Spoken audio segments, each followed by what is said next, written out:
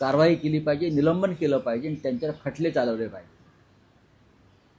छगन भुजबळ 22 महिने तुरुंगात होते, निर्दोष सुटले. ज्याने हे कृत्य केलं त्या ईडी अधिकाऱ्यांवर सगळ्यात आधी किरीट सोमय्यावर कारवाई व्हायला पाहिजे. तुमच्यावरती जेव्हा आरोप झाले, अर्थात कोर्टानं सोडलं, तेव्हा तुम्ही कसे तडफडत तळमळत कोर्टात गेलात? मग दुसऱ्यांना इज्जत आणि अब्रू नाही का? छगन भुजबळ यांच्या बाबतीत सुद्धा ते निर्दोष सुटलेले आहेत.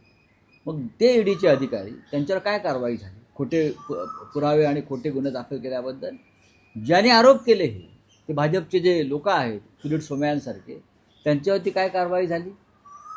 आमच्यावरती आरोप करणाऱ्यांची काय कारवाई झाली? त्याचप्रमाणे केजरीवाल यांच्यावर प्रधानमंत्री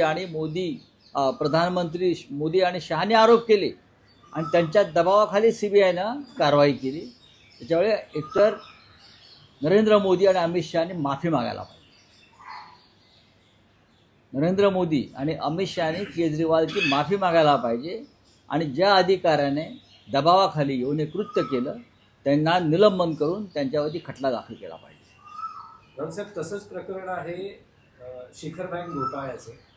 अजित पवार आणि सुनेत्रा पवार यांच्यावर आरोप होते आणि आता न्यायालयात क्लोजर रिपोर्ट फाईल केला. बघा, क्लोजर रिपोर्ट हा करावाच लागेल, कारण त्या आता डेप्युटी CM झालेले आहेत आणि हे सगळे भ्रष्टाचारासंदर्भातले क्लोजर रिपोर्ट व्हावे म्हणून अजित पवारांसह 40 लोक हे भाजपच्या वळचणीला गेले.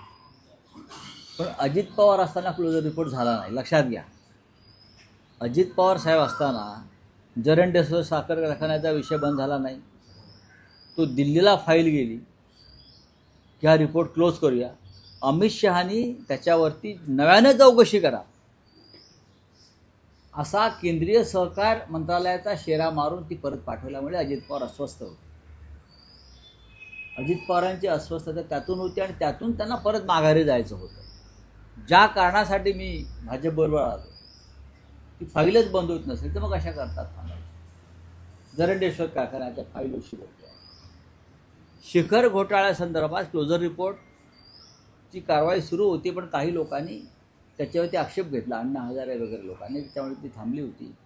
आता ती मला वाटतं अण्णा हजारे यांना न जुमानता हा क्लोजर रिपोर्ट आलेला आहे. रावसाहेब, आज अजित पवार यांच्या अपघाती मृत्यूला 1 महिना पूर्ण झाला आहे. DGCAने सांगितलं होतं किंवा नागरी उड्डयन विमान मंत्र्यांनी सांगितलं होतं की 1 महिन्यात अहवाल सादर केला जातो.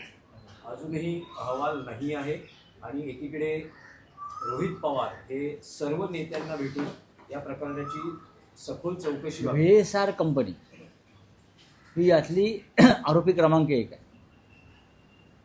आणि सह आरोपी DGCA. या दोघांच्या संगनमतानं किंवा या दोघांची जी हातमिळवणी आहे गुन्हेगारी स्वरूपाच्या कृत्यांमध्ये, DGCA आणि VSR कंपनी, त्या हातमिळवणीतून अजित पवार यांचा मृत्यू ओढवलेला आहे आणि म्हणून त्याची चौकशी होत नाही.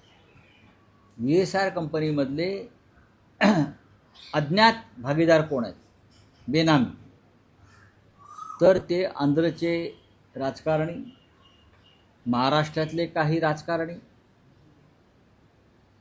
अत्यंत महत्त्वाचे उद्योगपती, हे सगळे या कंपन्यांमधले बेनामी भागीदार आहेत. चौकशी झाली तर यांचे मुखवटे खाली पडतील. DGCA ही या देशातली सगळ्यात भ्रष्ट सरकारी यंत्रणा आहे. खरं म्हणजे ते कॉन्ट्रॅक्ट किलर आहेत असं मी नेहमी म्हणतो. DGCA कॉन्ट्रॅक्ट किलर आहे. अहमदाबादमध्ये 300पेक्षा जास्त लोकांचे बळी हे DGCAच्या हलगर्जीपणामुळे गेले. अजित पवारांचा बळी त्यातूनच गेलेला आहे. काही दिवसापूर्वी एअर ॲम्ब्युलन्स कोसळली रांची भागामध्ये, ही DGCAचंच पाप आहे.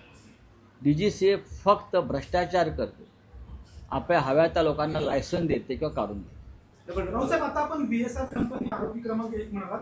त्याच VSR कंपनीने काल देवेंद्र फडणवीसांनी आणि सुनेत्राताईंनी प्रवास केलेला विमान. हो, मग तो त्यांचा प्रश्न आहे ना. त्यांचं स्वतःचं वेगळं विमान असेल VSRकडे दिलेलं. VSRचे स्वतःच्या विमानं कमी आहेत आणि राजकीय नेत्यांची विमानं VSR आपल्याकडे ठेवतं.